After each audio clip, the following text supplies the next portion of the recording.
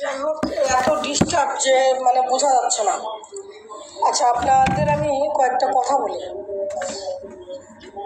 আপনারা নুরি আলম সিদ্দিকীকে কতটুকু চেনেন আমি জানি না, আমরা চিনি, যথেষ্ট ভালোভাবে চিনি। এবং নুরি আলম সিদ্দিকী এখন বর্তমান আন্দোলনকে বন্ধ করার জন্য একটা অপকৌশল করছে। সে অপকৌশলটা হলো বারবার এই আন্দোলন তারা এটার সামনে দাঁড়াতে পারছে না বা ভয় পাচ্ছে। এখন এই অপকৌশলটা প্রয়োগ করে যে আপনার কতজন নিয়োগ বঞ্চিত আছেন একটা লিস্ট জমা দেন, এই অপকৌশলটা প্রয়োগ করছে। আর আপনার সেই অপকৌশলের মধ্যে নিজেদের ওদের পাতা ফাঁদে পা দিচ্ছেন, দিয়ে কি করছেন, লিস্ট জমা দিচ্ছি নিয়োগ আপনার হবে, চুপচাপ থেকে যাবে। কিন্তু একবারও কি এটা ভাবছেন, যেখানে আবেদনের সুযোগ দিচ্ছে না, যেখানে বলতেছে এদের মেয়াদ উত্তীর্ণ হয়ে গেছে, যেখানে এত কিছুর পরেও এত মতামত, আইনগত মতামত, সুপারিশনামা, শিক্ষা মন্ত্রণালয়ের সুপারিশনামা, আন্ত মিটিং সচিবের, তাতেও কিছু হচ্ছে না। হঠাৎ করে নুরি আলম সিদ্দিকী বললেন যে লিস্ট জমা দেন, কতজন নিয়োগ বঞ্চিত আছে। আর আপনারা পাইলেন আকাশের চাঁদ পেয়ে গেছেন, লিস্ট জমা দিতে চলে গেলেন। একবারও ভাবলেন না যে আপনি আবেদনের সুযোগ দিচ্ছে না, তাহলে এই নিয়োগটা আসলে কিভাবে দিবে? একবারও চিন্তা করলেন না? এই সাধারণের নাম ধরে আজকে 15 তারিখে প্রোগ্রামটা আপনারা নষ্ট করলেন। আমি অনেকবার বুঝাইছি আপনাদের যে 15 তারিখে উপস্থিতি যে কতটা দরকার ছিল, আপনারা সেটা করেনি। আমি কিন্তু আমার কাজটিকে চালিয়ে গেছি। আমি কোনো রকম ভয়, কোনো রকম ভীতি আমার মধ্যে কিন্তু ছিল না। আমি আমার কার্যকর পদক্ষেপ গ্রহণ করছি। কিন্তু আপনারা সাধারণ নামধারী, যারা সাধারণ বলে পরিচয় দিচ্ছেন, তারা কতটুকু সাধারণ সেটা আপনাদের জ্ঞান বুদ্ধিতে বুঝাইছেন।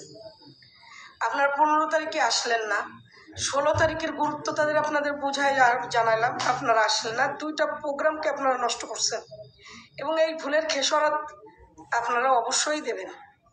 আমি কিন্তু ভুল করিনি, আমি আমার যথারীতি যেভাবে ডাকার দরকার ডাকছি। এখন আপনারা তৃতীয় ভুল আরেকটা করছেন। কালকে কিন্তু তারা এই আগুন জ্বালাবে, ভেঙে চুরে ফেলবে, অমুক করবে, কিছু একটা হবে। কি হয়েছে ভাই, যাদের ওই সাধারণ বুদ্ধি কতটুকু বুঝবে আমরা জানি না। আর আমরা ওই সাধারণ বুদ্ধি হলেও ওই ধার দিতে দিতে কিছুটা একটু তীক্ষ্ণ হয়েছে। সেজন্য আমরা বুঝি কে কি কোন কথা বলছে, সেই কথার প্রেক্ষিতে ভিতরের কৌশলটা কি আছে সেটা আমরা বুঝি।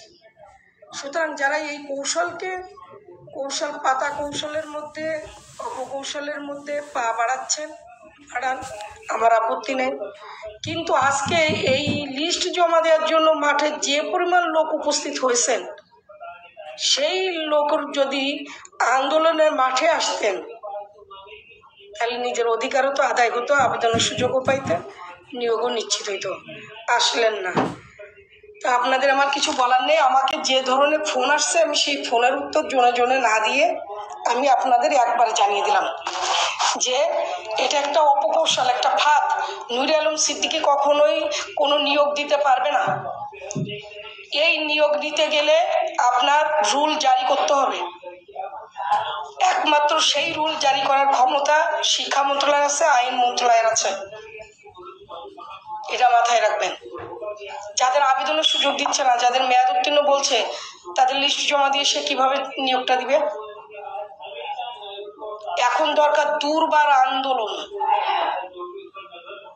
এত বেশি লোক দরকার যে ওই মাঠে আপনাকে ঘোষণা আসতে বাধ্য হয়। আপনারা আমার কথা শুনবেন না, আমি ডাকলে আপনারা বিরোধিতা করবেন। আপনারা ওই সাধারণ নামধারী নিয়ে যারা যেটা বোঝাচ্ছে আপনারা বুঝলেন, আমার কিছু বলার নাই। নিজেদের পায়ে নিজেরা কুড়ুল অলরেডি মেরেছেন। এর আগে আপনার নেতারা মারছে, এখন সাধারণ নামধারী তারা মারছে, আর আপনারা সেটা দেখতে থাকেন। যদি আপনার নিয়োগ হয়ে যাচ্ছে, বাবা থাকেন, লিস্ট জমা দেন, আমার কোনো আপত্তি নেই। কিন্তু এই নিয়ে আমাকে ফোন কেন করতেছেন আমি বুঝলাম না। আমার কালকে আমি 6:20 গাড়িতে উঠছি, আমার ফোনে চার্জ ছিল না, যার কারণে আমি ফোনটা বন্ধ রাখতে বাধ্য হয়েছিলাম। যশোরে নামছি, সেখান থেকে আজকে বাড়িতে আসছি। তো আমার কথা হলো যে ফোন খোলার পরে এত বেশি আপনারা কল দিচ্ছেন, ভাই এই কলগুলো যদি আপনারা আমাকে আগে দিতেন, মিনিমাম আন্দোলন আগেও দিতেন, বলতেন, আমার খুবই ভালো লাগতো।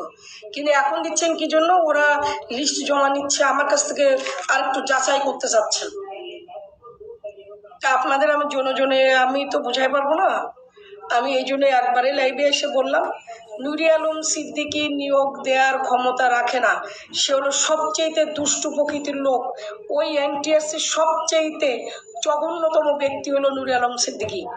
যাতে নিয়োগ না হয় সেই আইন তারা বলবৎ করবেই, এটা মাথায় রেখে। সেই নুরি আলম সিদ্দিকী ওবায়দুর রহমানের পরে সবচেয়ে জঘন্যতম বুদ্ধি, অপকৌশল, কূটকৌশল যে ধারণ করে, যে এনটিআরসি চেয়ারম্যানদের নিয়ন্ত্রণ করে, এ হলো সেই নুরি আলম সিদ্দিকী।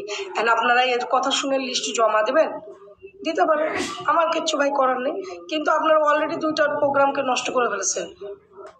এর খেসারত আমি চাই না আপনারা দেন, কিন্তু দেখেন কি হয়।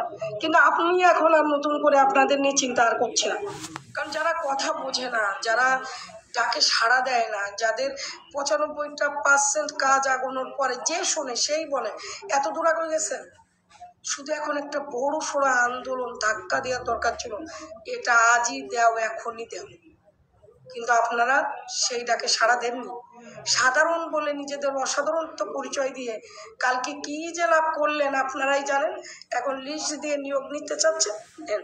শুভকামনা আপনাদের জন্য। আমার যা বোঝানোর দরকার আমার মনে হয় আপনাদেরকে বুঝিয়েছি। বুঝতে পারলে ভালো, না বুঝতে পারলেও আমার কিছু করার নেই। আমি অত্যন্ত দুঃখিত না বুঝতে পারলে। তবে আপনারা যেভাবে মানে এর আগে